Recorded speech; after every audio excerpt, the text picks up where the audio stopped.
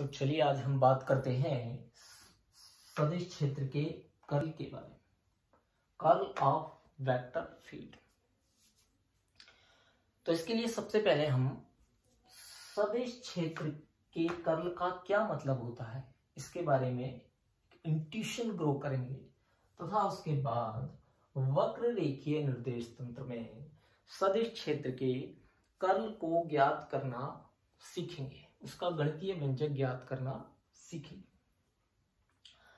तो देखिए, सदिश क्षेत्र का कर्ल को समझने के लिए हमने स्पेस में एक सदिश क्षेत्र ए माना, कोई सदिश क्षेत्र ए माना तथा इस सदिश क्षेत्र ए में किसी बिंदु O के चारों ओर हमने एक बंद पथ PQRS की कल्पना की।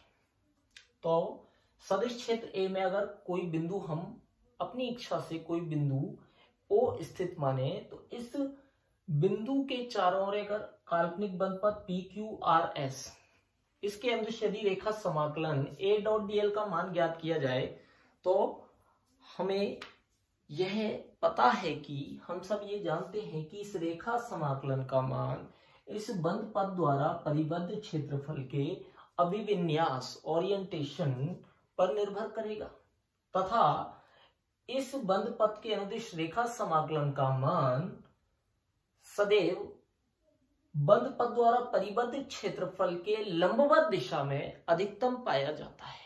तो स्टूडेंट्स, इस स्थिति में इस बंद पथ के अनुदिश सदिश क्षेत्र के रेखा समाकलन के अधिकतम मान तथा इस बंद पथ द्वारा परिबद्ध क्षेत्रफल के अनुपात को ही सदिश क्षेत्र का कर्ल कहा जाता है।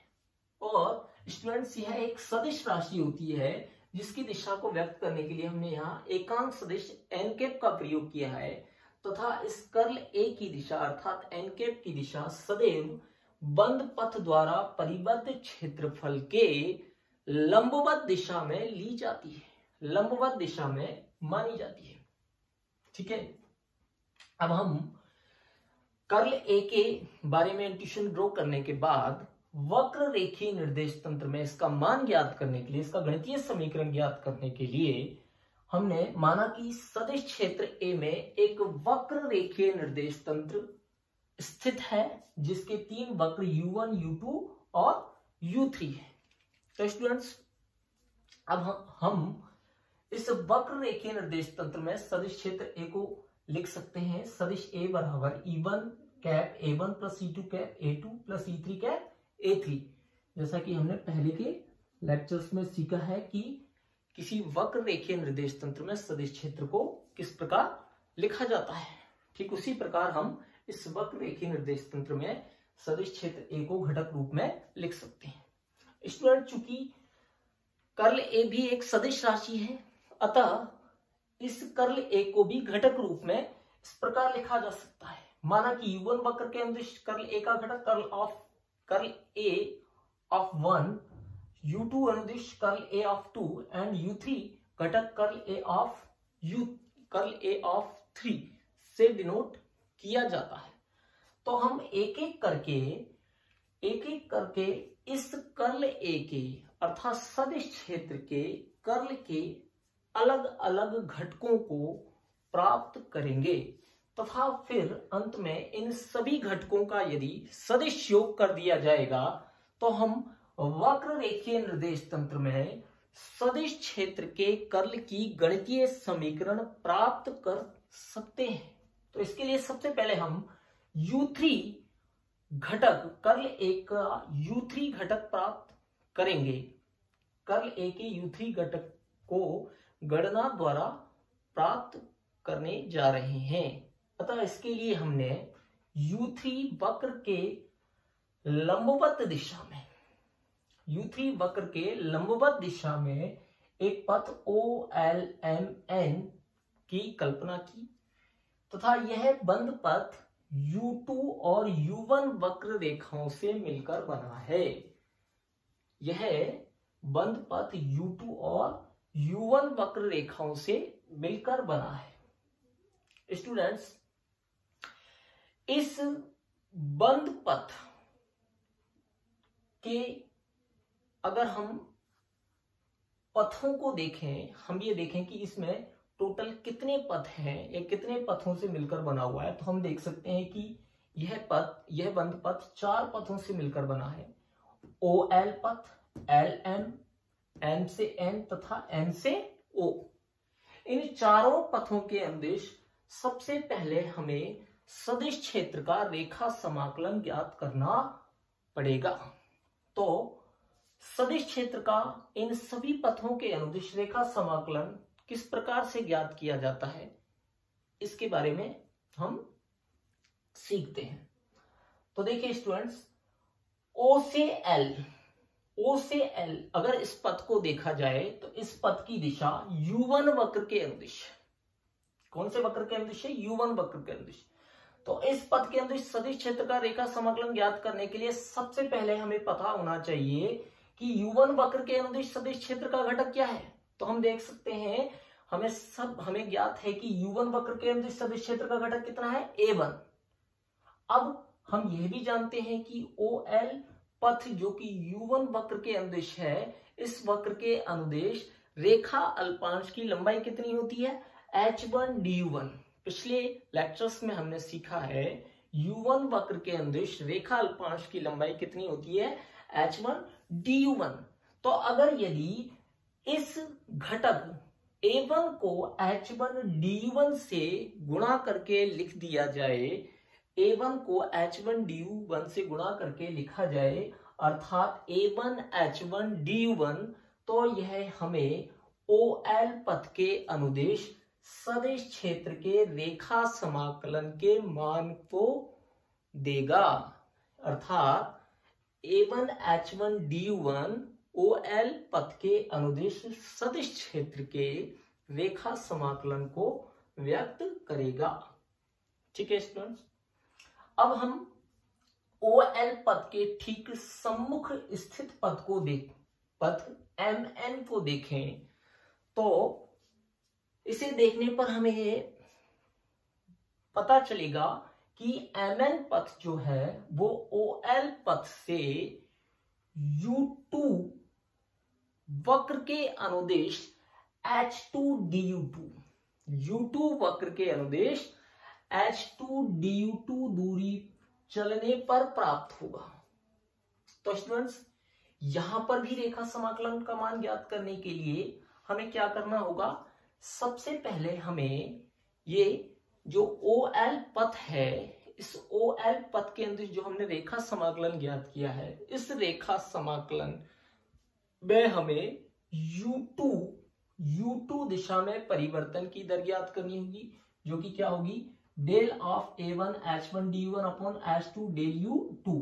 यह क्या है? U2 दिशा में OL पथ के अंदर जो हमने रेखा समाकलन ज्ञात किया था, उसमें परिवर्तन की दर। फिर हम देखते हैं कि ये जो पथ है MN, जिसके अंदर हमें रेखा समाकलन ज्ञात करना है, यह पथ OL पथ से H2 du2 दूरी पर स्थित है। कितनी दूरी पर स्थित है? H2 du2 दूरी पर। अतः MN पथ के अनुदेश सदिश क्षेत्र के रेखा समाकलन का मान होगा OL पथ के अनुदेश रेखा समाकलन का मान A1 H1 du1 प्लस परिवर्तन की दर, कौन सी दिशा में परिवर्तन की दर है? U2 दिशा में परिवर्तन की दर, गुणा वह दूरी जिस पर MN पथ स्थित है। MN पथ OL पथ से स्थित है, अर्थात OL पथ से MN पथ की दूरी। तो इन दोनों का अगर योग कर दिया जाए तो यह हमें M से N पथ के अनुदिश सदिश क्षेत्र के रेखा समाकलन का मान देगा। स्टूडेंट्स, ध्यान दीजिए यहाँ कि O से L जो पथ है और M से N जो पथ है, इन दोनों पथों पर जो तीर के चिन्ह हैं वो एक दूसरे के विपरीत है। ये तीर के चिन्ह यहाँ पथ की दिशा को व्यक्त कर रहे हैं। तो अगर यदि हम O से L पथ की दिशा को धनात्मक माने तो m से n पद की दिशा को क्या मानना पड़ेगा हमें, ऋणात्मक। इसीलिए हमने यहाँ OL समाकलन में धनात्मक चिन्ह का प्रयोग किया है तथा m से n पद की अंदिश रेखा समाकलन में यहाँ इस मान को हमने माइनस चिन्ह से गुणा करके लिखा है। ठीक है, इसी प्रकार स्टूडेंट्स हम n से O कौन सी दिशा है, U2 दिशा। इसके अंदिश अगर हम रेखा समाकलन का मान लिखें तो ये इस दिशा में घटक, सदिश क्षेत्र का घटक A2 तथा इस दिशा में रेखा अल्पांश की लंबाई जो कि कितनी है, S2 du2। अगर इन दोनों को गुणा करके लिख दें तो हमें इस पथ NO पथ के अंदिश क्या प्राप्त होगा, सदिश क्षेत्र के रेखा समाकलन का मान। स्टूडेंट्स NO पथ और LM पथ दोनों पथों की दिशा वापस पुनः एक दूसरे के क्या है, विपरीत है। अतः यदि हम L से M दाईं ओर इस दिशा को धनात्मक लें तो N से O बाईं ओर इस दिशा को क्या मानना पड़ेगा, ऋणात्मक। इसलिए हमने यहाँ पर A2S2 du2 इस मान को नेगेटिव माइनस चिन्ह से गुणा किया है। ठीक है, अब हम L से M पथ की दिशा को क्या मानेंगे, ऋणात्मक तथा L से M पथ की दिशा के अंदिश सदिश क्षेत्र के रेखा समाकलन को ज्ञात करने के लिए सबसे पहले हम LM पथ यह देखें कि LM पथ ON पथ से कौन सी दिशा में चलने पर प्राप्त होता है। तो ON पथ से U1 दिशा में चलने पर हमें कौन सा पथ प्राप्त होता है, LM पथ। ठीक है, तो हम U1 दिशा के अनुदेश इस रेखा समाकलन में परिवर्तन की दर ज्ञात करेंगे।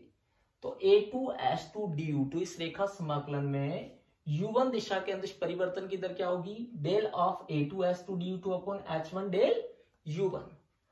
अतः L से M पद के अंदिश रेखा समाकलन का मान क्या होगा, L से M A2S2 du2 अर्थात ON पथ पर रेखा समाकलन का मान प्लस U1 दिशा में परिवर्तन की दर गुणा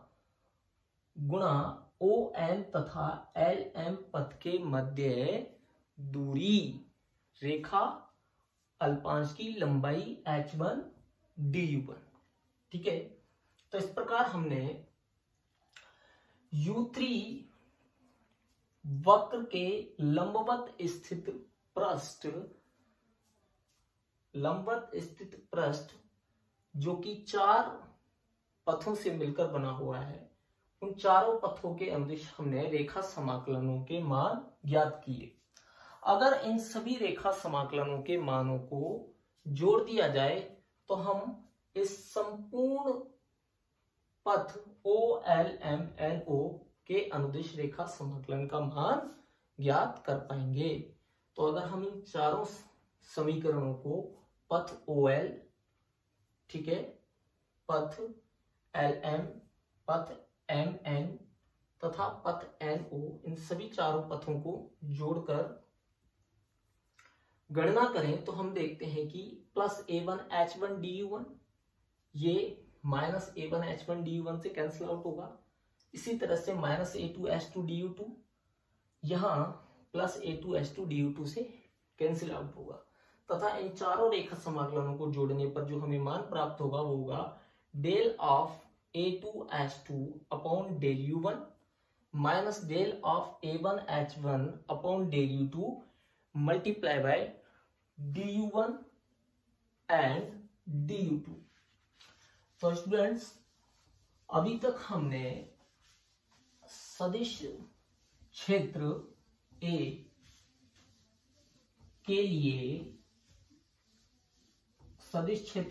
लिए जो कर्ल A का U3 घटक है, उस कर्ल A के U3 घटक के लिए बंद पथ के अनुदिश रेखा समाकलन का मान ज्ञात किया है।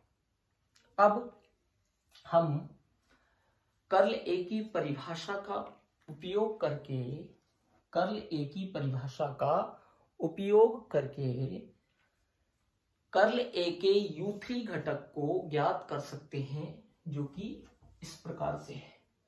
अतः कर्ल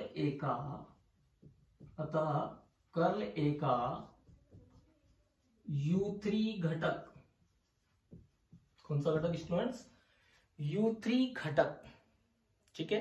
तो कर्ल ए के U3 घटक को हम लिखें, अगर कर्ल ऑफ ए और इस तरह से 3, तो अभी बताया ये क्या है? सदिश राशि। तो इस U3 घटक की दिशा कौन से वक्र के अनुदिश होगी? इसके अनुदिश एकांक सदिश क्या है? E3 के। तो अगर हम इसको इस तरह से लिखें, curl of A E3, curl of A E3 cap, ठीक है स्टूडेंट्स। तो इसका मान क्या होना चाहिए?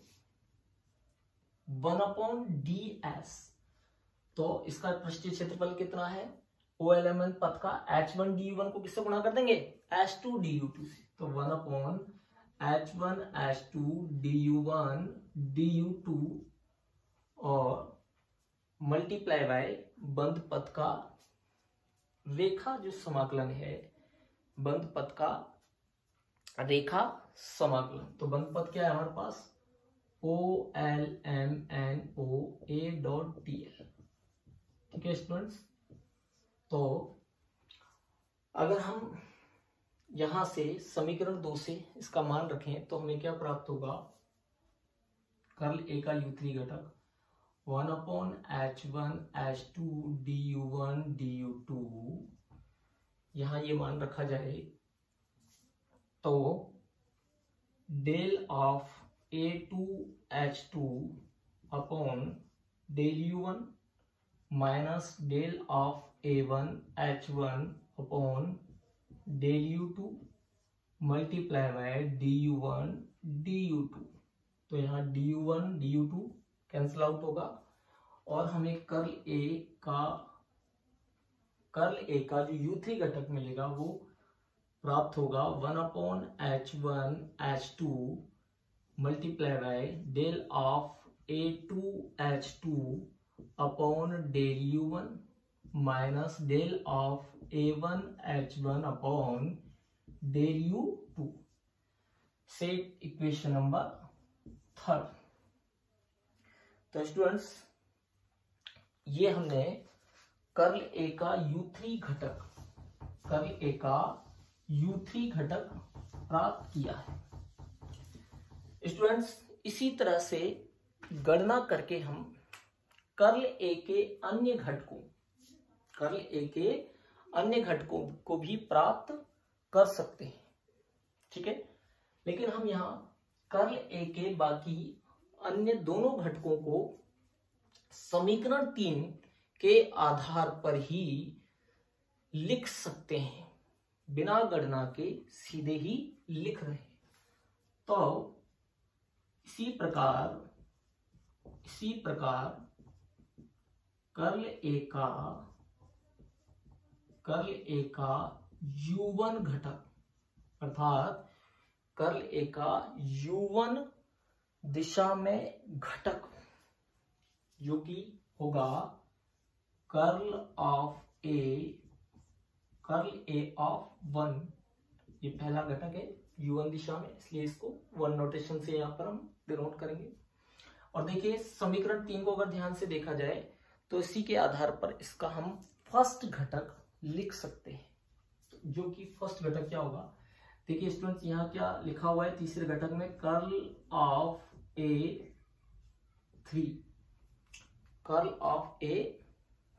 A3, ठीक है स्टूडेंट्स।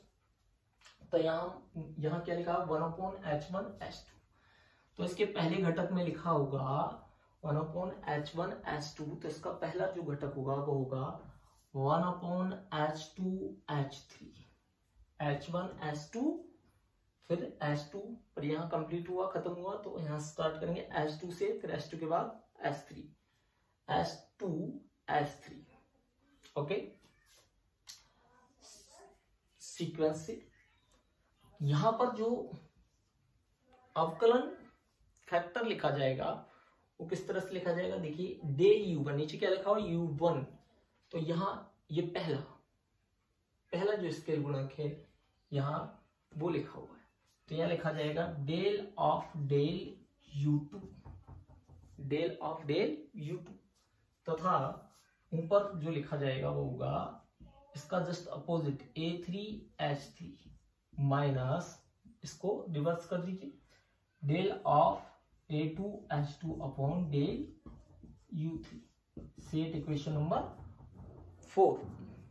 तो स्टूडेंट्स ये क्या लिखा हमने, कर्ल A का U1 घटक। इसी प्रकार हम लिख सकते हैं कर्ल A का U2 घटक। क्या लिखना है स्टूडेंट्स, कर्ल A का दूसरा घटक U2 घटक। तो देखिए स्टूडेंट्स इस U1 घटक को देखें तो U1 घटक यहाँ H के जो कंपोनेंट है वो कहां पर कंप्लीट हो रहे हैं, S2 S3, okay, H1 S2 S3। तो अब स्टार्ट करेंगे किससे, S3 फिर H1। तो कर्ल A का जो सेकंड घटक होगा U2 घटक इक्वल टू 1 अपॉन H3, कहां से स्टार्ट होगा, S3 से, तो S3H1 क्या मिलेगा, S3H1। देन यहां जो फैक्टर्स आएंगे वो del of A1H1 upon del U3, क्या मिलेगा, del U3 minus del of A3H3 upon del U1, set equation number 5। ठीक है स्टूडेंट्स, तो इस प्रकार से हमने कर्ल A के तीनों घटकों को प्राप्त किया। अब हम कर्ल A के तीनों घटकों को प्राप्त करने के पश्चात अगर इन तीनों घटकों को जोड़ दिया जाए, इन तीनों घटकों का सदिश योग कर दिया जाए, तो हमें वक्र रेखीय निर्देश तंत्र में कर्ल A का मान प्राप्त होगा। तो आगे हम इन तीनों घटकों को जोड़ते हैं, अर्थात समीकरण 4, 5 व 6 से curl of A equal to E1 cap multiply by curl of A1 plus E2 cap curl of A U2 घटक प्लस E3 कैप और कर्ल ऑफ A का U3 घटक। ठीक है स्टूडेंट्स, तो समीकरण 4, 5 और 6 से इन सभी मानों को हम यहां पर रखते हैं। तो रखने पर curl of A equal to E1 cap, पहला जो स्टेप है, पहला जो घटक है वो क्या है, E1 कैप। और देखिए पहला घटक क्या लिखना है यहाँ, 1 अपॉन H2H3, 1 अपॉन H2H3। तो यहाँ हम क्या लिखेंगे, E1 cap upon H2H3, E1 cap upon H2H3। ठीक है, और मल्टीप्लाई है del of A3H3 upon del U2 minus del of A2H2 upon del U3 plus दूसरा घटक क्या होगा, E2 cap upon H3H1 multiply by del of A1H1 upon del U3 minus del of A3 S3 upon del U1 and last one is जो तीसरा घटक है वो होगा P3 cap upon H1 H2, ठीक है, और ब्रैकेट में del of A2 H2 upon del U1 minus del of A1 H1 upon del U2। तो ठीक है स्टूडेंट्स, ये हमने इन तीनों घटकों को ऐड किया और इन तीनों का सदिश योग लिखा। स्टूडेंट्स अब इस समीकरण को हम थोड़ा सा मॉडिफाइड रूप में प्राप्त करते हैं। तो इसके लिए हम क्या करेंगे स्टूडेंट्स, देखिए यहाँ क्या लिख रहा है, पहला पद E1 cap upon E1 cap upon H2 S3। तो इन तीनों पदों में एक सिमिलरिटी लाने के लिए यदि हम इस पूरी समीकरण को, इस समीकरण का जो RHS है इसको H1 H2 S3 से मल्टीप्लाई कर दें और डिवाइड कर दें, तो जो टर्म्स होंगी, ये तीनों टर्म्स वो किस तरह से कन्वर्ट होंगी वो हम देखते हैं। तो curl of A equal to, तो क्या कर रहे हैं हम स्टूडेंट्स, H1 H2 S3 से इसको मल्टीप्लाई कर रहे हैं तथा डिवाइड कर रहे हैं। तो ये divide 1 upon H1 H2 H3, ये जो हमने डिवाइड करेंगे उसको लिखा है, तथा यहाँ हमें आगे कितने मल्टीप्लाई में कितने पद मिलेंगे, 3। तो इसमें जो पहला पद होगा वो होगा, यहाँ पर हमें मल्टीप्लाई भी करना है H1 H2 S3 से। तो जब पहले पद को मल्टीप्लाई करेंगे H1 H2 S3, तो H2 S3 क्या हो जाएगा, कैंसिल, और क्या मिलेगा हमको, E1 कैप H1।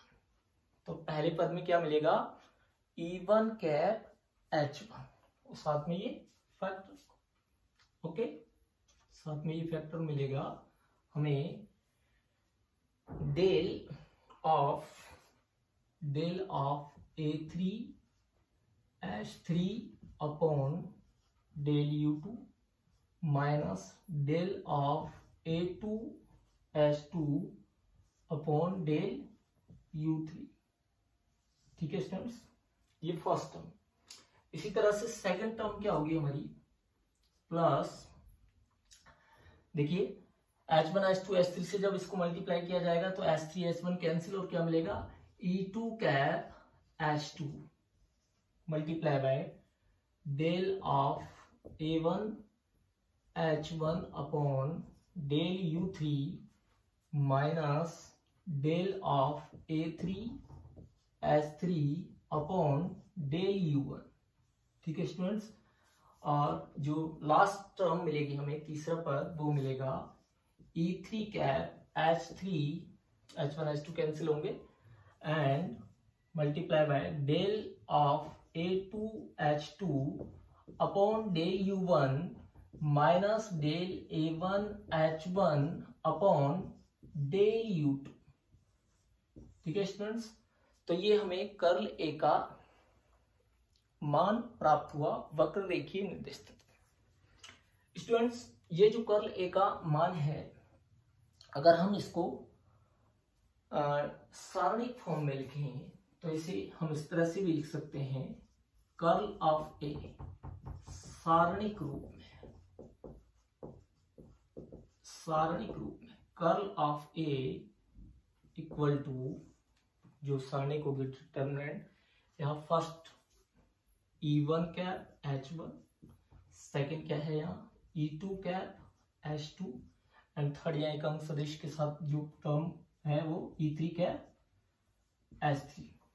ओके, फिर उसके बाद जो सेकंड रो में लिखे जाएंगे वो डेल संकारक के पद लिखे जाएंगे। तो पहला del of del U1, del of del U2, और third del of del U3। ये जो डेल संकारक होता है हमारा, तो उसके तीनों घटक वक्र रेखीय निर्देश तंत्र में उसके बाद A1H1 स्केल गुणक के साथ सदिश क्षेत्र का पहला घटक, A2S2 स्केल गुणक